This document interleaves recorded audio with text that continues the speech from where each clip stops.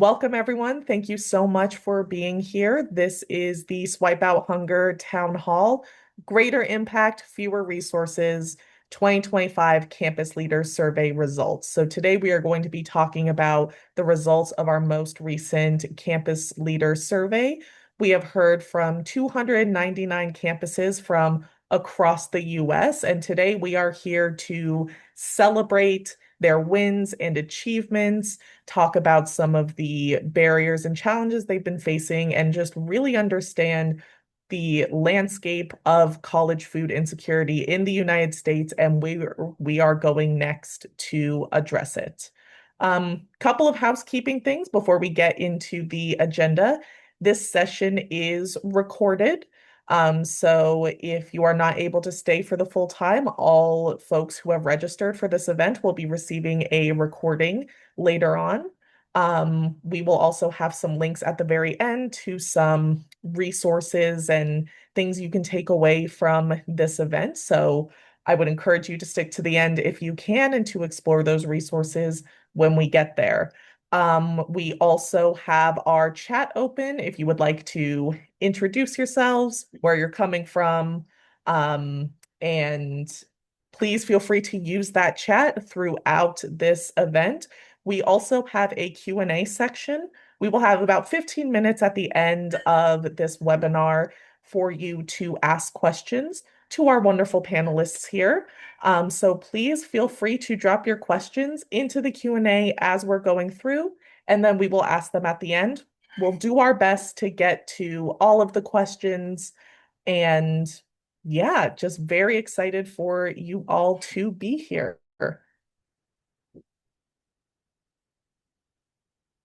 So, our agenda for today, we are going to take a look at where we are currently with the college student hunger crisis. We're going to go into an overview of our 2025 Campus Leader Survey data. We're going to talk about what this data means for the future of Swipe Out Hunger and also what sort of things we want to see in the space more broadly to address this issue. And then finally, as I mentioned, we are going to get into that Q&A where you can ask our panelists here any questions you might have about these results. But who are these panelists? I would be thrilled to tell you. First and foremost, we have Jamie Hansen, our Chief Executive Officer. We have Jillian Kiernan, our Director of Programs. And we have Vanessa Onstad, our Vice President of Mission Impact. And certainly not playing favorites, but it was Vanessa's birthday on Saturday. So if you want to give some extra love to her in the chat, would highly encourage it. We also have Renee Holcazano.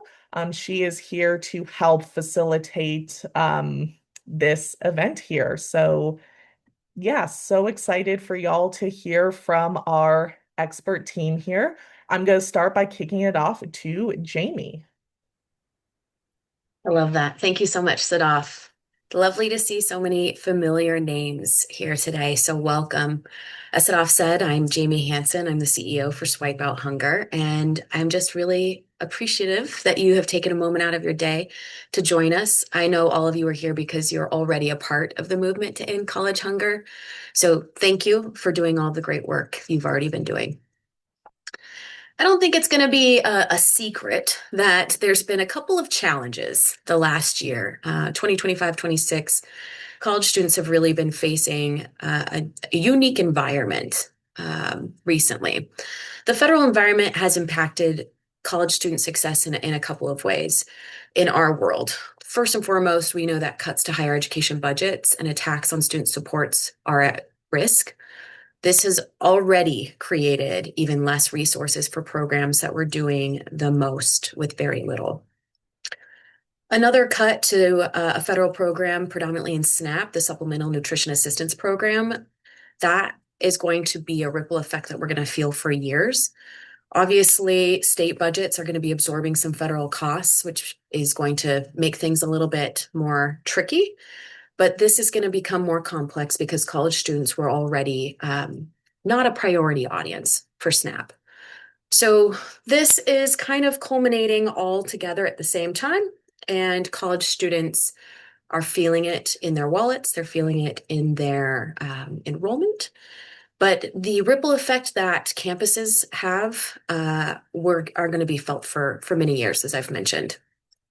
So the data that you all, the campus network, have reported through our campus leader survey is starting to reflect that shift already. This was a really interesting year for data for us. And I know you all are like, again, doing the most with very little. You continue to build and evolve your programs, but we started to see a big difference in what you were saying and the quantitative data you were reporting. So what you're going to hear about today, specifically from Jillian, is formed based out of our campus leader survey. This survey has been a cornerstone of Swipe Out Hunger since 2021.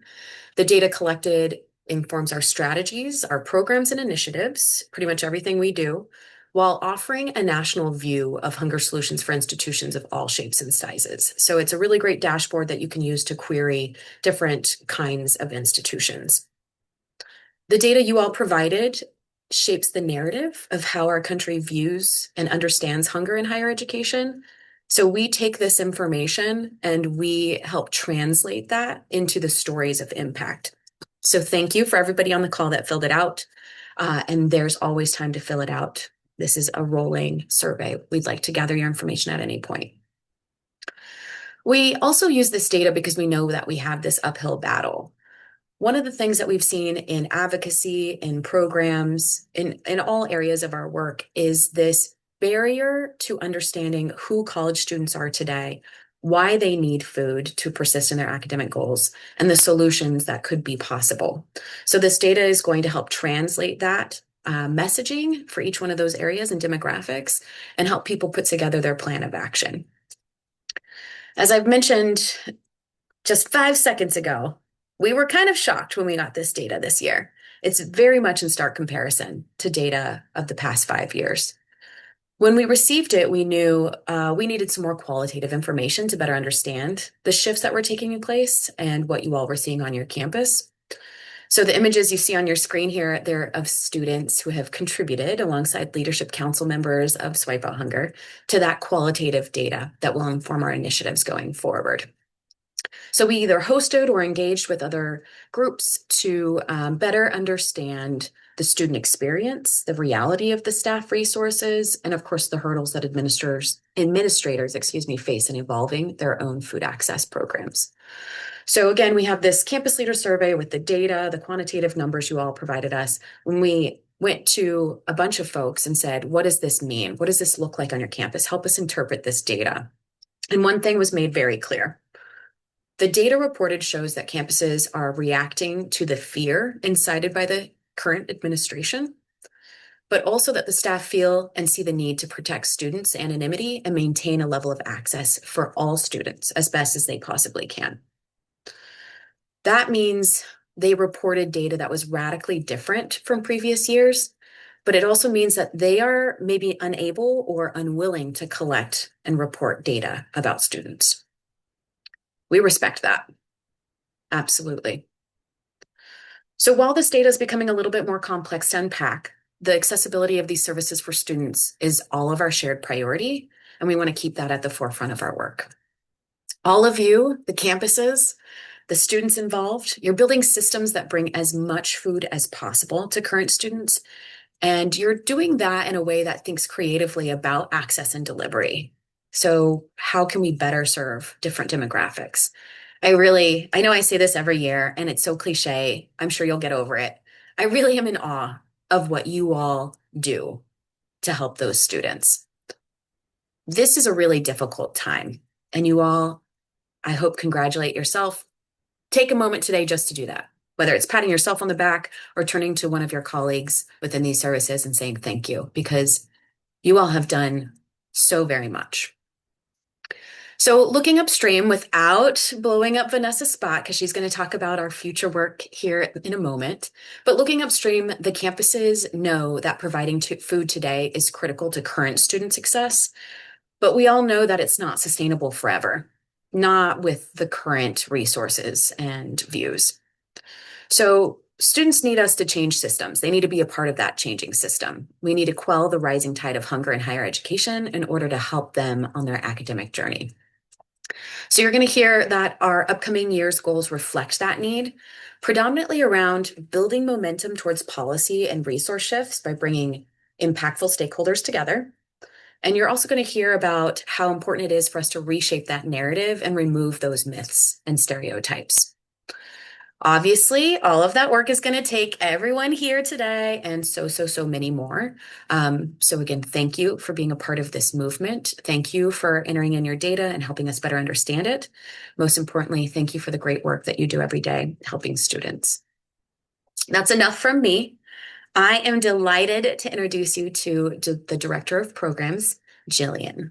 Jillian is a director with deep subject matter expertise on campus basic essentials, as well as state administration of public benefit programs. She joined our team just a few short months ago, and we couldn't be luckier. So, Jillian, tell us the numbers. Thank you, Jamie. And what Jamie didn't mention is I am a huge data nerd. So I love going through this kind of stuff with y'all. So I apologize now if I geek out a little bit as we talk about this in terms of the impact that we are seeing exactly from everything you guys are able to provide to us. So as Jamie is saying, we cannot thank you guys enough for welcoming to share your data with us and everything we're able to come from that.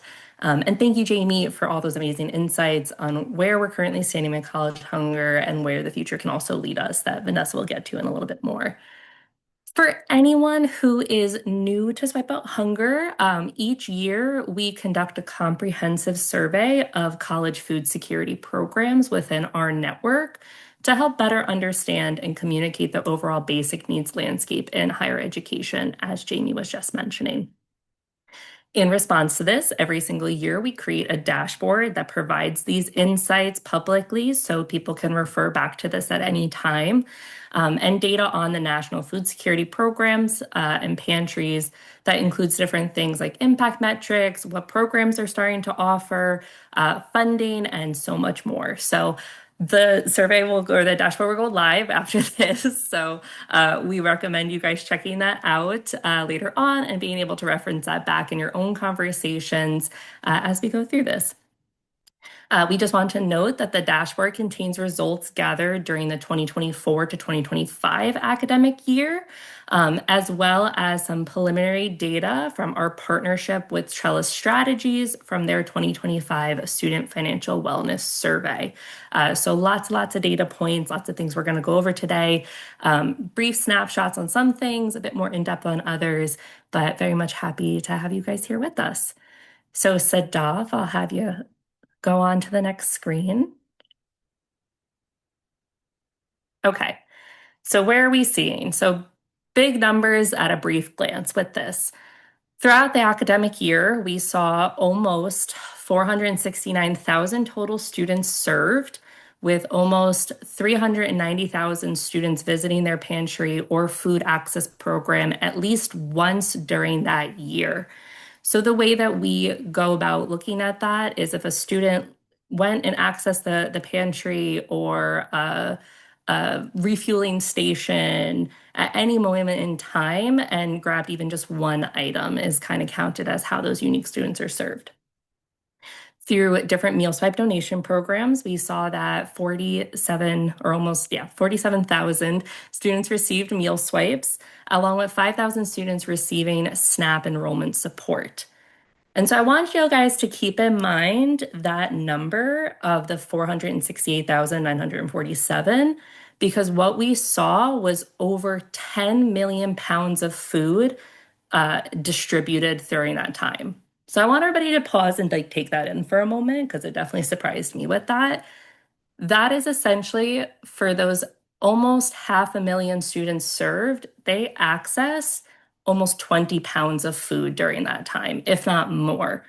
So when we look at that, while this is a lower amount compared to what we've potentially seen in the past, we still know that this impact is going on. And in addition to those 10 million pounds of food, we also saw that 1.7 million non-food items were also distributed through these kinds of programs. For reference, those items could be hygiene products, menstrual products, parenting supplies, including diapers, formula, and all different kinds of other items that we're maybe just not mentioning at this time. That is happening to help combat food insecurity and combat basic needs insecurity, right? It's the food as a foundation of so many other basic needs insecurities that we might see with it all. What this all means is that we're really starting to help undersee what is going on, the impact the administration's having. We know that while less students are being reported as served, we know that that impact is still being made. In total, over 9 million meals were ultimately enabled through all of this. So that includes the pounds of foods and the meal swipes altogether. And really what we're looking to do is through this comprehensive approach is to help better support our students at the end of the day and help to address the importance of basic needs. Ultimately will help foster a thriving educational environment at the end of the day. So that's our goal with this all. All right, set off next slide.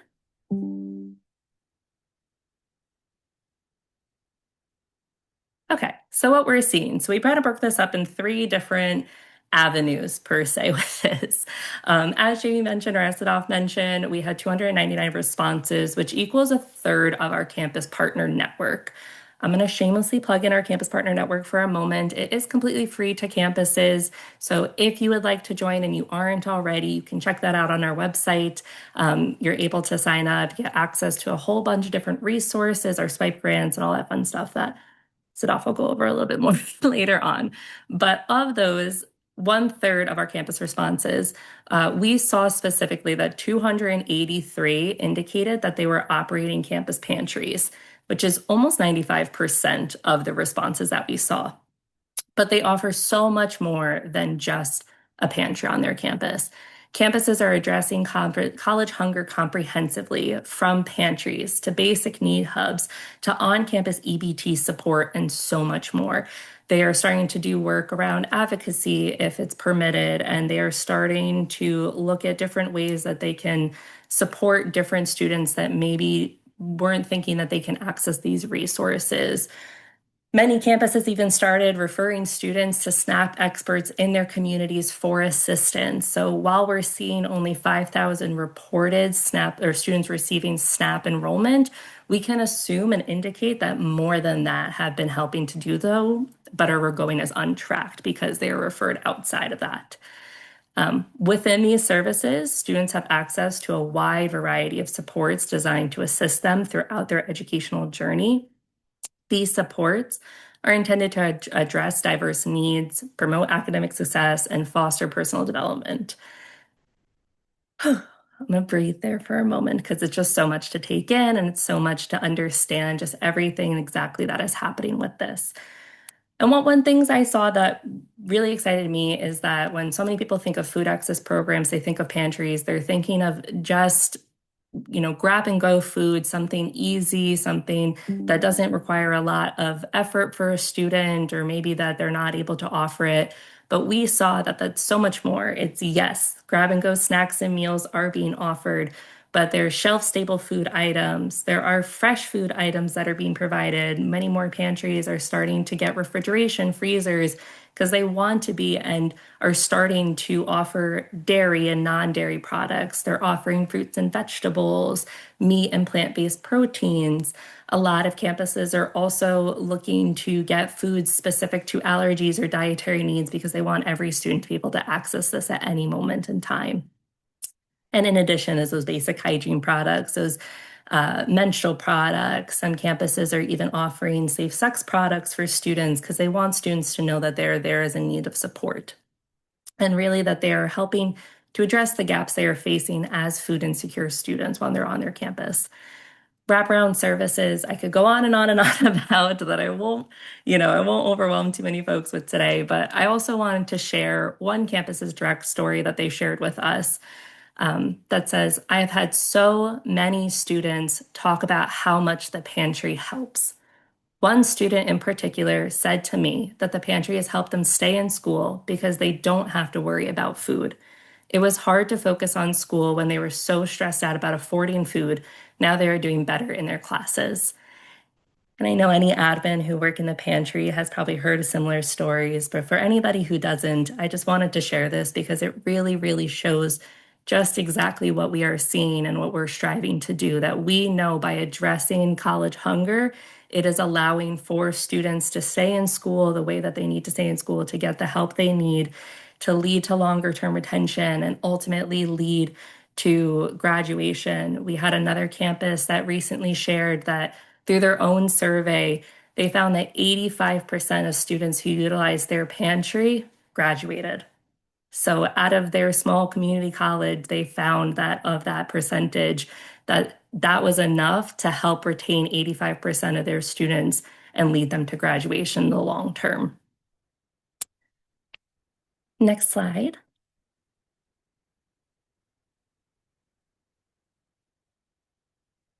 All right, I'm going to shift focus from data a little bit now and talk a bit more about numbers.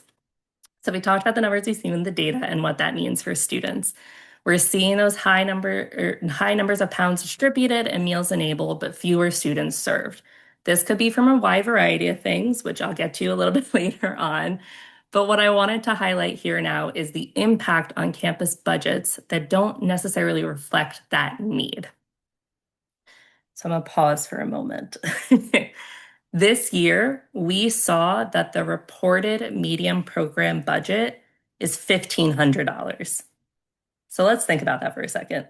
We're seeing 10 million pounds of food distributed, 1.7 million items distributed, but campuses are looking and saying that they only need $1,500 to fund their program because they don't know what the need is going to look like at the time. What we actually found was that campuses spent nearly $12,000 to maintain their food access programs throughout the academic year. So again, sit with that for a moment, right? We're budgeting $1,500, and then we're actually seeing it's costing $12,000 on some campuses to maintain their programs and meet the need. We're seeing as a part of that as well, too, that it's costing a campus about $2.25 per student to run their program. And the national cost per meal that we did calculate just based off of the survey results states is $3.60. So it's increasing. For anyone who might have joined us last year, we saw that it was costing campuses $1.95. And so it jumped that much in just 1 year. And to further put some numbers in your brain, if a pantry reports serving over 700 students in one semester alone, so not even looking at the entire academic year, right? One semester, that is $1,687.50 of their $1,500 anticipated budget. So we already know that going based off that cost per student, if over 700 students are served, they're already way over their budget, and that's only counting for a half of their year. How are campuses doing this and more, though? Mainly through donations by faculty, staff, community members, and other students' generosity. We saw that donations are the primary funding source campuses rely on for their food access programs, followed by allocated state budgets or school budgets and hunger-free campus funds. For anyone who doesn't know, and we welcome to check out later on our website, Swipe Out Hunger served as the original architect for the Hunger Free Campus Bill, which provides funding to campuses addressing college hunger. Each state that has adopted a hunger-free campus has customized it to meet its unique needs. And this year, what we saw alone was hunger-free campuses funds allocated for 25% of their reported funding of their annual budget. So big, fun, high numbers for everybody to look at. Like I said, I encourage, if you're not familiar with it and you'd like to know more about it, check out Hunger Free Campus Bill on our website. And we're happy to always connect you with our advocacy team to learn more. So next slide, Sada.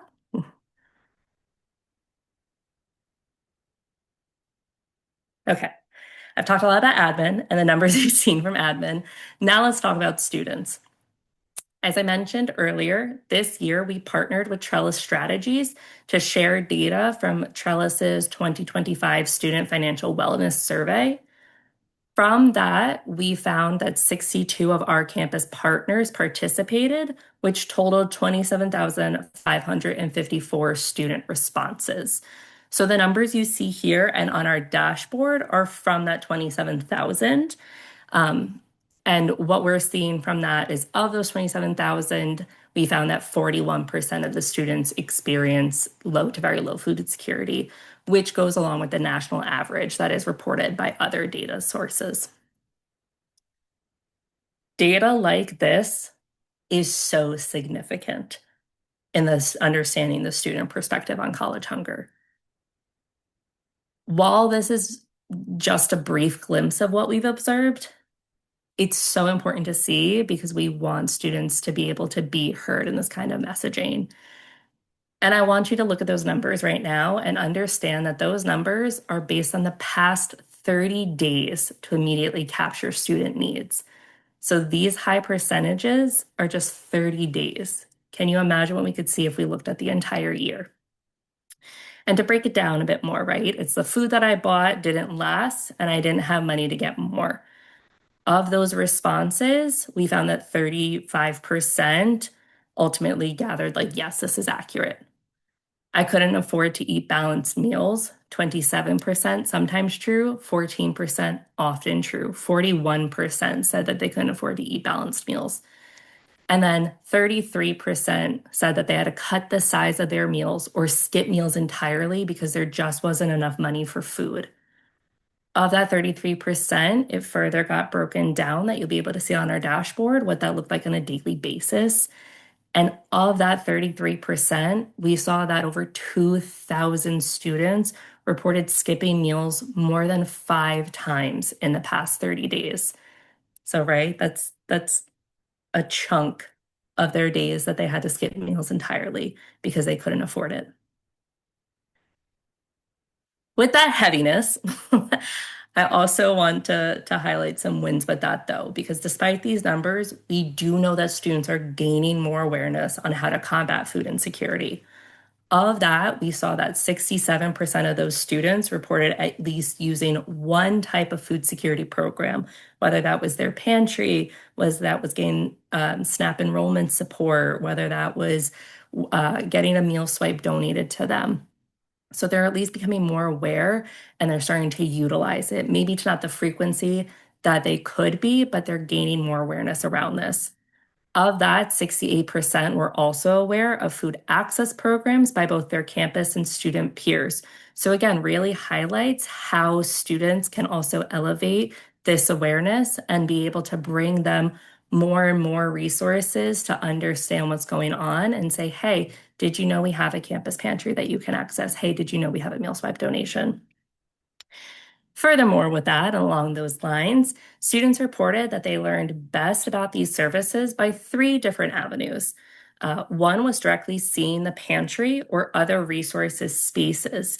So if that's a clothing closet on your campus, if a student comes into the clothing closet and then they learn about the pantry in that kind of capacity, if it's having the campus pantry be a part of their orientation tours so they know that it's there to begin with, all different kind of avenues they can start expanding into and looking at it.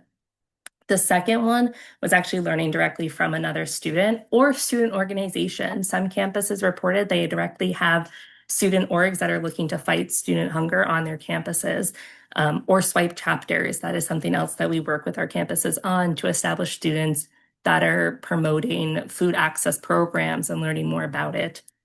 And then ultimately as well too, simply by just having posters or flyers around in their area in common spaces, they were able to learn more about this that can ultimately lead to them knowing that they have a resource in place to end hunger. Next slide.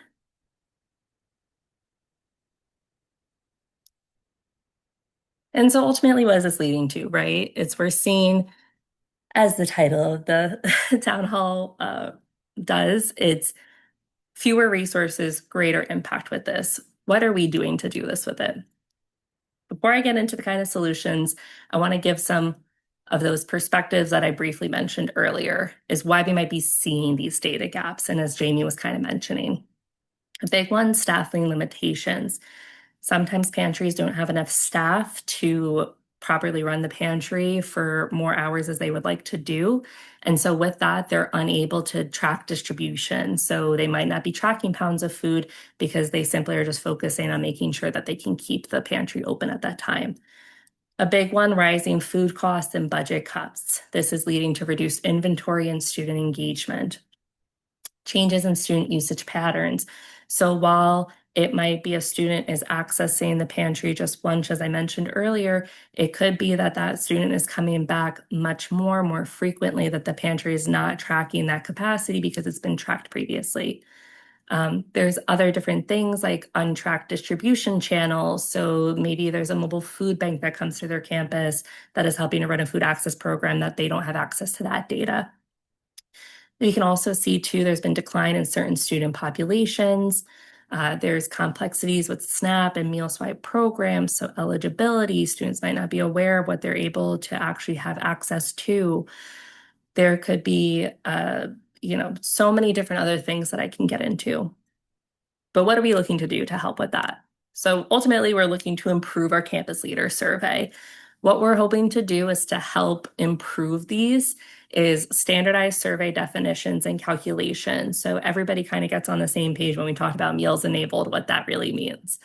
We're hoping to improve our data tracking training. So if you don't have data tracking on your campus, but would love to, we'd love to be able to then help you with that and say, hey, these are steps that you can take to do this.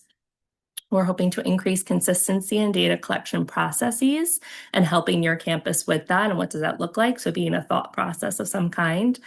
We're going to enhance our survey design and make it a bit more easier for campus folks to fill it out. And ultimately, we're hoping to coordinate a focused data collection push. So times that make sense for your campus to be reporting data back to us so we can ultimately see and understand it a bit more. So much data. Like I said earlier, I'm a huge data nerd, so I can get into a bit more, but I think everybody's probably a bit tired of hearing my voice right now. So as I say that, I'll just wrap this up. We're seeing less data, but we're seeing the significance that this is having on campuses and across the nation. Each day, we receive a new submission of campuses sharing their data and their stories about how is it affecting students. So while the numbers are smaller, that doesn't mean the impact is any less. Now that I've gone through all that, I'm very happy to turn it over to our amazing VP of Mission Impact, Vanessa, as she can talk about where we're aiming and going in the future of this all. Vanessa? Thank you, Jillian. And thank you, everyone, for the birthday wishes. That's very sweet. Excellent job, Jillian. I have so much I want to talk with you guys about, but I just want to acknowledge that Jillian just walked us through a lot of numbers. And I want to take a moment and zoom out, okay? Because let's be honest, hearing that students served declined could feel a little discouraging if we were to stop right there. But let me suggest to you, let me deepen your curiosity here. Keeping in mind that pounds and items distributed went up significantly suggests that campuses are getting more food and resources to students, but maybe are doing it in new ways or new channels that aren't showing up in our traditional tracking. It's not a decline, but I'd like to suggest perhaps an evolution. And this means that our strategies need to evolve alongside it.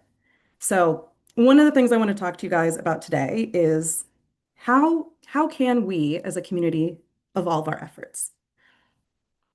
When we look specifically at schools that have been a part of our network, our official campus partners, those that have leveraged our membership resources, shared solutions with one another in our affinity groups or larger groups, come to our swipe sessions, and continuously fill out the campus leader survey from year to year. This story that we're talking about, where students are declining, completely flips. You guys, let me share with you that in a year-to-year comparison of those campuses that have filled out the campus leader survey, a 41% increase of students were served in this subset. That is no small difference. That is a completely different trajectory. And it tells us something simple. Community and the engagement that you guys are doing right now, it works. Campuses that stay connected, that invest in tracking, that lean into the community are growing their impact even amongst this quite difficult time that we've seen so far. And our hope is that this outcome could be possible for all of our schools here. Sadaf, next slide. Thank you. Okay, so now to the fun part. How does this data inform Swipe's priorities, right? I'm excited to share with you a couple awesome things that we have. First, while the federal landscape will continue to shift and pose some challenges over the next few years, we are working to stay resilient now and also beyond this moment. One of the ways we're doing that is we here at Swipe work with our partners at the National Coalition for College Student Essential Needs, or NENSN for short. I see some of you guys out there. Woo! To build real, durable federal and state strategy, not just reaching and reacting to the next news cycle, but we're thinking big initiatives that can actually shape the narrative and policy over time. Second, we're diversifying in how we advocate at the state level. All right. Here, we just saw that Hunger Free Campus has been a game changer, as evidenced by Jillian had let us know 25% of our campus leader partners that filled out our survey reported that that was all 25% is the amount of budget that they had allocated from Hunger Free Campus. This is a huge portion of funding that we are fighting to maintain. But I think from what we've seen with the data, we can all safely say that we can't put all of our efforts into one basket. So we here at Swipe are focusing on multiple pathways so that campuses have support no matter what their environment looks like in their home state. So what does this mean? Okay, here's some of our ideas. This means facilitating some state planning sessions and working to get Hunger-Free Campus funds directly built into state budgets. It also means something that is very near and dear to us, meeting students where they are at. The students fuel the movement. The students are why we do this. So meeting students where they're at by connecting and collaborating with Swipe chapters, which for those of you who don't know, are student-led groups, probably on a campus near you or on your own campus right now, who are already building awareness and creating some really amazing grassroots movement, even at times or within states where there is no formal policy window open, with the hope that when those advocacy moments do happen, those students are ready. They're already connected, they already have the resources, and they're equipped and ready to show up. And third, we acknowledge that students are hungry now. This is big. This is why we do this. So while we build for the future, I really, really want to drive home here that Swipe is also laser focused on getting more funds and in-kind direct to students, direct to campus communities, and we're doing that today. Ways that we're doing this is through our Slack programs, our Swipe grants, and we are on a very big mission this year to really expand our in-kind procurement efforts. Because let's be honest, guys, if we, all of this long-term planning, all of this projection is really important, but if students can't be successful today, we have nothing. So our goal is to make students successful today and set up for success for the future. Oh my God, there's a lot. But before we shift gears, there's a couple more things I want to talk with you guys about, okay? I would be remiss if I didn't share a couple more things that we have cooking over here at Swipe, okay? So we have some exciting campus engagement underway to help get more of our official campus partners to reach that consistently engaged level. We're thinking more dynamic Swipe sessions, larger opportunities for campus technical assistance, and of course, our wonderful fall Swipe grant cycle will be kicking off in end of August, early September. Because we just saw how getting campuses to that space where they are consistently engaged and they're able to get resources in kind and share with one another can really support in unlocking a significantly larger impact. All right. Okay, so here's my last thing. All righty. Most exciting, and I am a little biased. We are bringing our national community together this fall in the Southeast region. We're still in the planning stages. But honestly, y'all, it's going to be such a big moment. It's going to be a chance for us to actually be in the room together in person. We're going to share what's working. The goal is to build the kind of relationships that can carry us through both the great times and some of the rougher times that we may be having.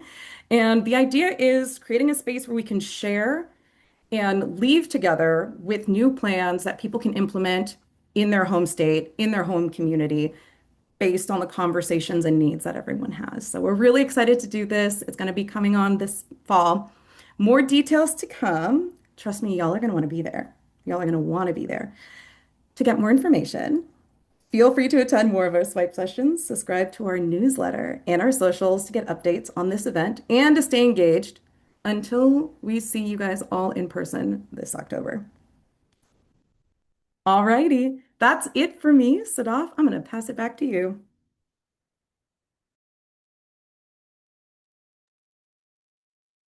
Thank you so much, Vanessa and Jamie and Jillian, for walking us through all of the data and all of this information. And thank all of you for being here and for absorbing this information with us and just really staying engaged through this conversation. I really appreciate it. And now we want to open the floor to you. We want to know what questions you have lingering, what sort of things you're curious about. So I would highly encourage you to drop your questions into the chat and we will ask them to our panelists here. I see that we have one that has already come through, so we will kick off with that. This question is from Cecily. How are campuses tracking pounds of food distributed? We are still trying to build a manageable system for tracking even the number of items going out. So any insights, tools, or tips would be greatly appreciated. Jillian, I'm looking at you right now, but open to all panelists. I'm happy to kick it off and then happy for Jamie or Vanessa to jump in. Because what a great question, because there's so many different ways that you can look at counting food distributed at this time. We've seen some campuses secure funding to actually buy like a really giant stand-on scale that helps them track in food and out in terms of weight when they're getting an order in from their local food bank. So as their order comes in, they put all of that onto the scale, they measure it out so they know, hey, we got 500 pounds of meat that this time comes in. And then as food is going out, they'll have students weigh their food on the same scale. So they know, hey, the student took 20 pounds of food this time, or hey, we know the student took 10 pounds of food this time. So that's one avenue. That gets a little fun too, because sometimes students will also weigh themselves on a scale because they're always curious. So we try to encourage to use it for its intended purposes, but we also know that people like to have fun. Another way is that they are actually able to use specific software that campuses have purchased for their pantry, such as Pantry Soft or Smart Choice, both of which we have discount codes if you're part of our network. So if you are interested, just let us know with that too. But as part of that software tracking, they're able to input exactly what poundage they've gotten from their food bank into their system. So the system knows that on average, one can of beans might weigh 2 pounds. And so as a student checks out and as that item actually leaves their inventory, it automatically knows, hey, that amount of pounds has been distributed at this time. And so they don't have to worry about it. Some folks also do it the old-fashioned way, where they are just manually writing down every single item that is going in and out of their pantry that a student is taking at that time for their inventory tracking purposes, and then maybe they're looking up the weight afterwards. So quite a few different avenues, but we have seen the success of kind of incorporating whatever works best for your pantry at that time, especially when you're starting out. If it makes sense for you while you're starting out to just do it that manual way and say, hey, we're going to track, how many items that students take, and we can guesstimate at the time what that looks like. If that works for you as you build out this system, that is fantastic. When we gather this information, we have campuses report, like, we don't know the exact number, but we're estimating about 2,000 pounds of food have come out. And so we understand that not every number is perfect with this. I'll pause there for a moment. Vanessa, Jamie, anything else that comes to mind that you think could help with that? Yes, excellent, excellent answer. I also want to add that we understand that these kinds of trackings do come with a cost. And so I just do want to echo that our swipe grants, which are open to any of our official campus partners who fill out the campus leader survey, our swipe grants purchasing a large scale purchasing or supporting your software is an allowable expense. And so, we're telling you these are the methods, and I just want you guys to know that like the resources, we're here for you too as well. So if that's something that you guys want to start implementing, like I said, those are coming out in fall, and we would be more than happy to hear about what you need and see if we can meet those needs.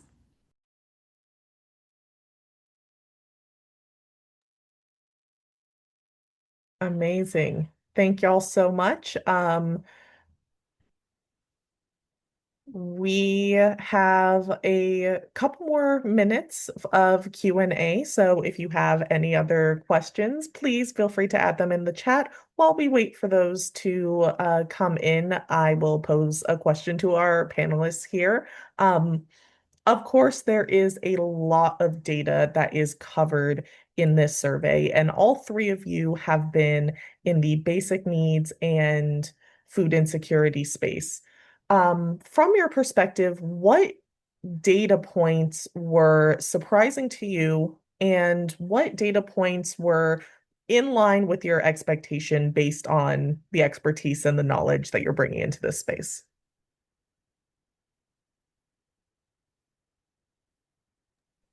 I'll Go start ahead, off. Vanessa. Oh, I'll start off. I know I had talked about it a little bit in my wrap-up section, but like I said, it was really interesting to see the contrast of student serve declining, but also, campus partners who are engaging with certain things, having that, when I say like it is 41% more in a year-to-year comparison. That is something that took me completely by surprise. Obviously, we don't have all the solutions, but what we can provide is free and community-based, and it's something that like we're seeing a lot of success in. So surprised for sure, and glad to see that there were additional trends that kind of helped support that.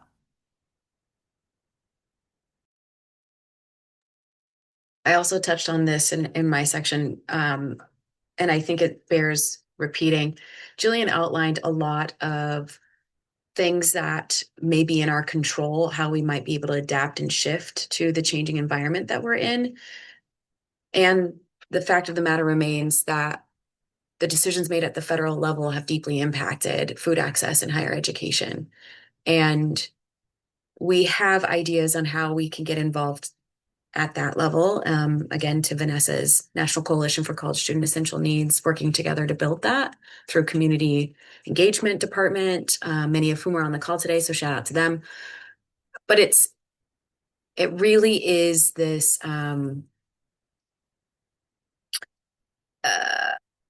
protect yourself first, right? Protect your students and your programs and services, what that's within your control, hopefully, and then extending beyond that.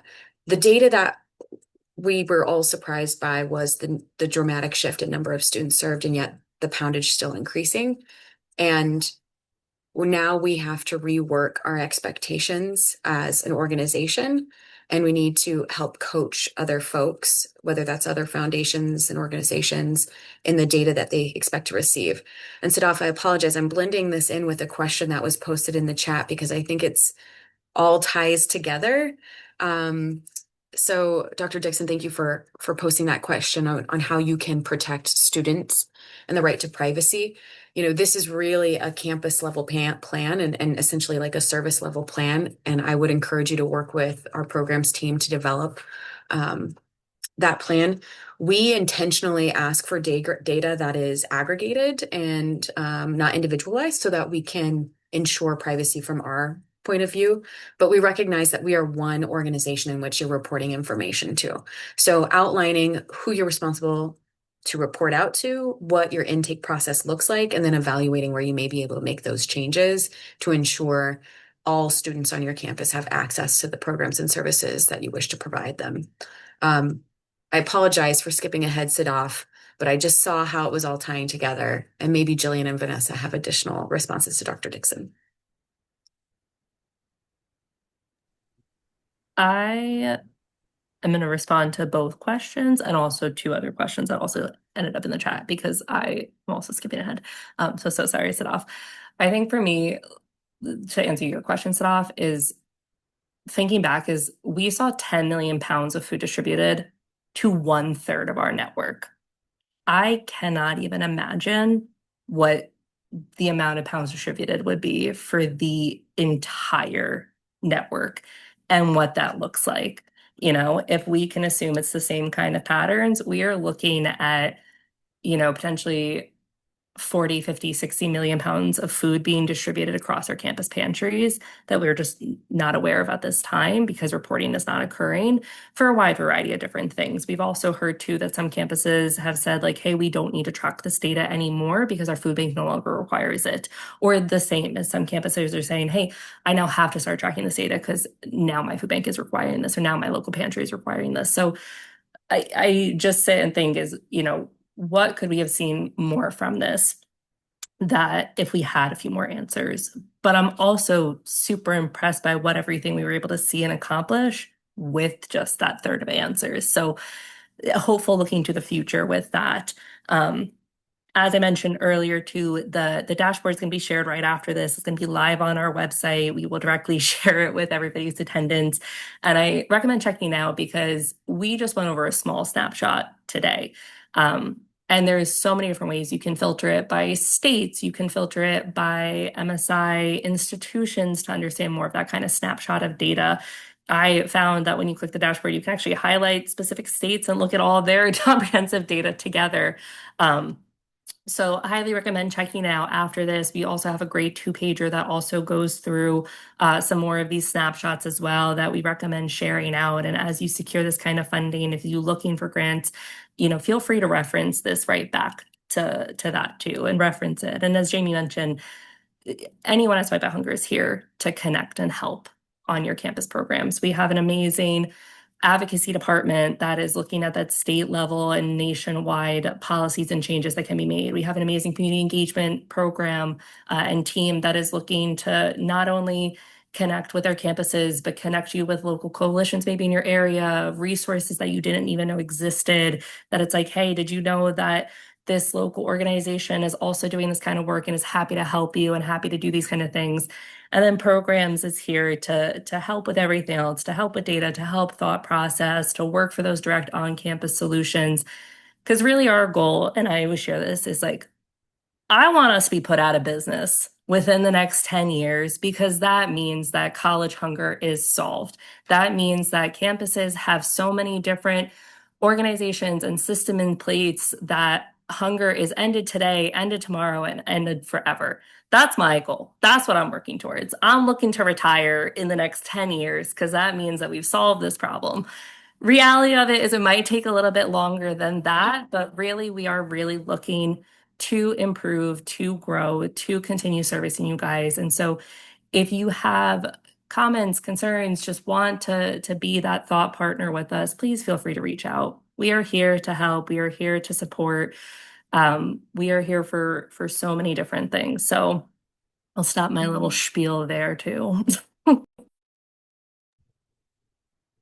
Amazing. Thank you so much, Jillian, Jamie, and Vanessa for getting these questions. And no apologies necessary. I love that. I, I love how excited everyone is to, and just the passion that everyone brings in talking about these issues. And so many of the things that come up are so interconnected.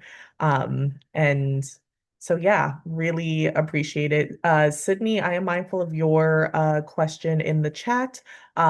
We are also coming up on time, so I am going to send you a message with my email.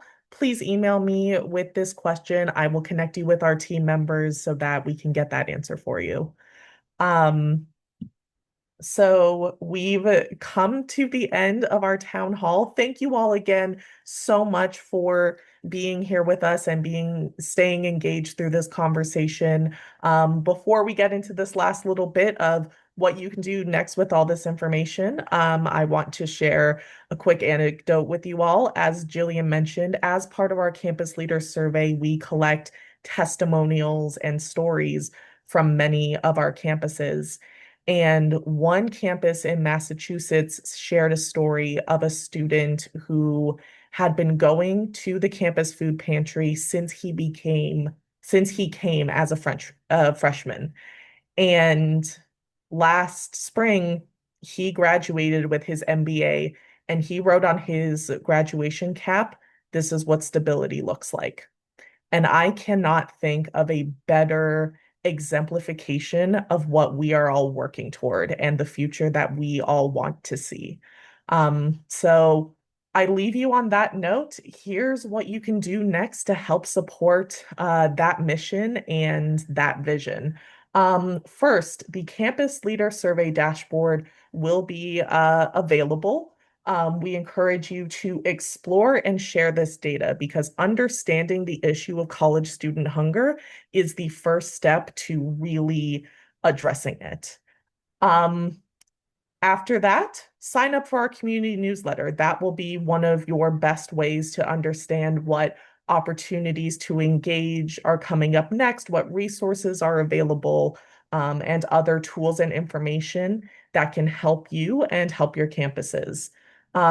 Another great place where you can get that information. Follow us on Instagram, LinkedIn, and TikTok. We are always sharing that information as well as sharing a lot of student stories and other helpful content that can help you and your campuses. And finally, if you have the means, please consider donating to Swipe Out Hunger. I can promise you we will put that money to good use. Thank you all very much for joining the recording of this session.